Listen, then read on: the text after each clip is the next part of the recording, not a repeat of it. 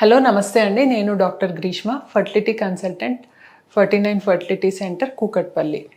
ఈరోజు మనం ఫైబ్రాయిడ్స్ ఉన్న ప్రతి ఒక్కళ్ళకి మనకి ఇన్ఫర్టిలిటీ ప్రాబ్లం అనేది చూస్తామా. సో సర్జరీ అనేది ఎవరిలో చేసుకోవాలి ఫైబ్రాయిడ్స్ ఉన్న వాళ్ళు, ఈ విషయం గురించి మాట్లాడుకుందాం.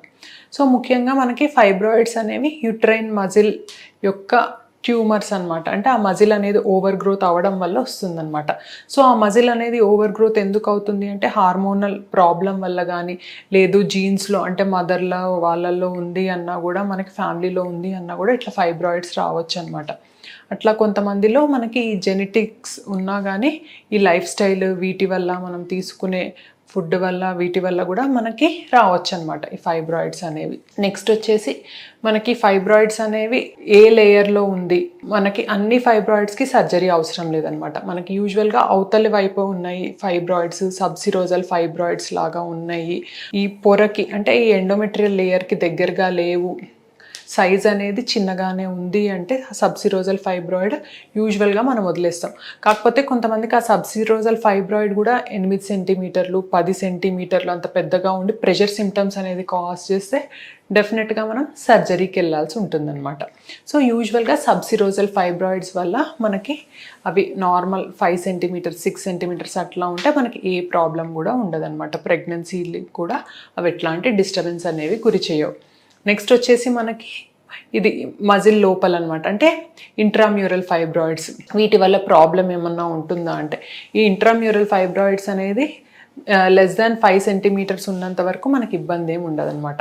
కాకపోతే ఈ ఇంట్రామ్యూరల్ ఫైబ్రాయిడ్స్ మనకి సైజ్ అనేవి పెద్దగా అయిపోతున్నాయి, 6 సెంటీమీటర్స్ అట్లా ఉన్నాయి. మనకి క్యావిటీ అనేది దెబ్బతింటుంది. యూట్రైన్ అంటే ఎండోమెట్రియల్ పొరకి చాలా దగ్గరగా ఉన్నాయి, అవి నొక్కుతున్నాయి ఎండోమెట్రియల్ పొరకి. అంటే మనకి ఊరికే అబార్షన్స్ అవుతున్నాయి, లేదు మనకి ప్రెగ్నెన్సీ అనేది రావట్లేదు అంటే కంపల్సరీ అట్లాంటప్పుడు వీటిని కూడా మనం తొలగించుకోవాల్సిన అవసరం అనేది ఉంటుందన్నమాట. అంటే మనకి క్యావిటీ డిస్టార్టింగ్ ఫైబ్రాయిడ్స్ అనేవి ఉన్నప్పుడు. ఇంకా నెక్స్ట్ వచ్చేసి మనకి సబ్మ్యూకోజల్ ఫైబ్రాయిడ్ అనమాట. అంటే మనకి ఈ ఎండోమెట్రియల్ లేయర్ దగ్గరగా ఉంటుంది. ఈ ఎండోమెట్రియల్ లేయర్లోనే మనకి బేబీ అనేది అతుక్కుంటుంది అనమాట. సో ఈ బేబీ అతుక్కునే లేయర్కి ఫైబ్రాయిడ్ అనేది పుష్ చేస్తుంది అంటే మనకి ఏంటి అంటే, దీనివల్ల మనకి ఎప్పుడైనా పిండం అనేది సరిగ్గా అతుక్కోదనమాట. Implantation failure. ఈ సబ్మ్యూకోజల్ ఫైబ్రాయిడ్ వల్ల ఏమవుతుంది అంటే, మనకి ఎగ్ స్పర్మ్ కలిసిన తర్వాత కూడా ఊరికే యూట్రస్ కంట్రాక్షన్స్ అనేవి విపరీతంగా అవడం వల్ల మనకి పిండం అనేది అతుక్కోదనమాట.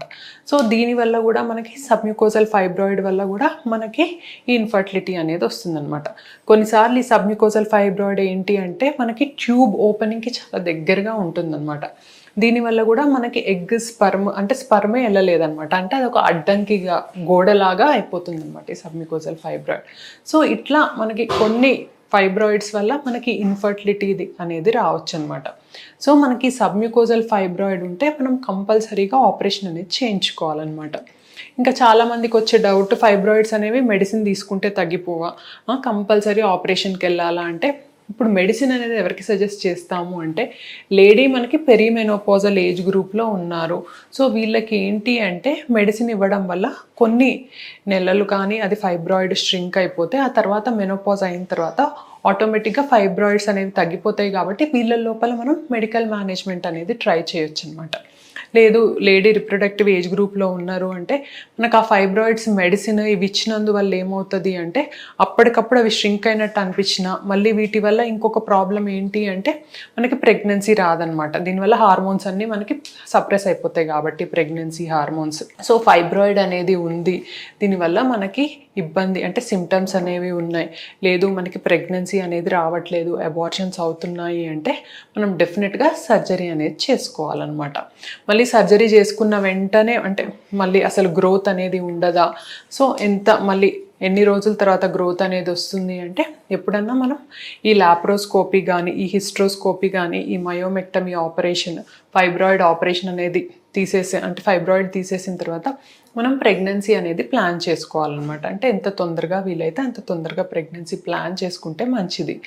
మళ్ళీ ఆ తర్వాత లేదు ప్రెగ్నెన్సీ అనేది ప్రాబ్లం కాదు అంటే, యూజువల్గా మనం ఎవ్రీ 3 monthsకి అట్లా ఫాలోఅప్ స్కాన్స్ ద్వారా అంటే ఫైబ్రాయిడ్ ఎట్లా ఉంది అది చెక్ చేసుకుంటూ ఉండొచ్చండి. Thank you.